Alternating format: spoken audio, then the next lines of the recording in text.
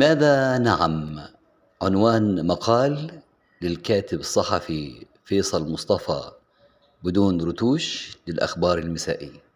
انطلاقا من إيماني المطلق بأن الأمن القومي المصري فوق كل اعتبار، وله الأولوية المطلقة على أي أمر آخر أيا كان، فإنني كتبت سلسلة مقالات بعنوان لماذا نعم؟ لماذا نعم لإعادة انتخاب الرئيس عبد الفتاح السيسي رئيسا لجمهورية مصر العربية خلال الانتخابات الحالية ولمدة 6 سنوات مقبلة؟ وإن كانت المقالات الخمس السابقة قد تشرفت بنشر 4 منها في بوابة أخبار اليوم والخامسة في الأخبار المسائي، فإنني اليوم أيضا أتشرف بأن أكتب وأنشر المقالة السادسة على التوالي في سلسلة لماذا نعم في صحيفة الأخبار المسائي الغراء، والتي أتشرف بعملي فيها منذ بداية تجربتي الصحفية منذ أكثر من 30 عاما، والتي أتشرف أن أكون ضمن الزمرة القيادية لها، وهي إحدى الإصدارات القومية الصادرة عن مؤسسة أخبار اليوم العريقة. ووجدت إنه من واجبي وأيضا من اللائق أن أختتم هذه السلسلة من المقالات بالكتابة في الأخبار المسائي، جريدتي التي أدين بالفضل والولاء لها، والتي قدمتني إلى الأسرة الصحفية. فقد وجدت أن على الأخبار المسائي أن تلحق بهذا الشرف العظيم، شرف تأييد السيد الرئيس السيسي في هذه الانتخابات الهامة. ومن هنا رأيت بما إنني أكتب هذا المقال في هذه السلسلة في الأخبار المسائي،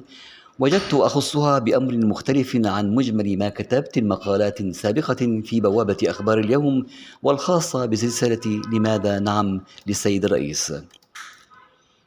وهذا الأمر هو في رأيي يتمثل في المؤتمرات واللقاءات، وما أكثرها وما أهمها، والتي عقدت في ظل ولاية الرئيس عبد الفتاح السيسي وعلى مدار ال10 سنوات الماضية، سواء كانت داخل مصر أو خارجها، وهي مؤتمرات تعكس وتبين وتظهر الكثير، ونجحت مصر من خلالها في إعادة ريادتها الدولية والعالمية مرة أخرى بعد أن كانت شبه معزولة عن العالم الخارجي. فقد نجحت مصر في استضافة العديد من المؤتمرات العربية والإفريقية والإقليمية والدولية، وعلى كافة المستويات، في شرم الشيخ عاصمة المؤتمرات العالمية، أو في العاصمة الإدارية، أو في قاهرة المعز العاصمة العريقة لمصر العربية.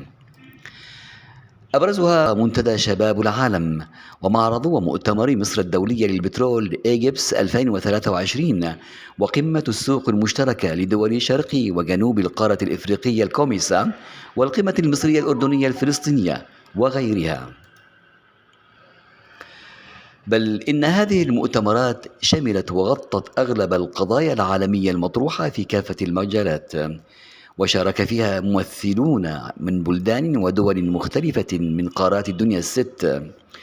بخلاف المؤتمرات التي تمت خارج مصر وما أكثرها، ومنها القمة العربية الإسلامية المشتركة غير العادية في العاصمة السعودية الرياض، والقمة 18 لمجموعة 20 في نيودلهي، والقمة الإفريقية الروسية الثانية بروسيا، والدورة 5 من قمة منتصف العام التنسيقية التابعة للاتحاد الإفريقي بالعاصمة الكينية نيروبي، والقمة الدولية ميثاق التمويل العالمي الجديد بالعاصمة الفرنسية باريس،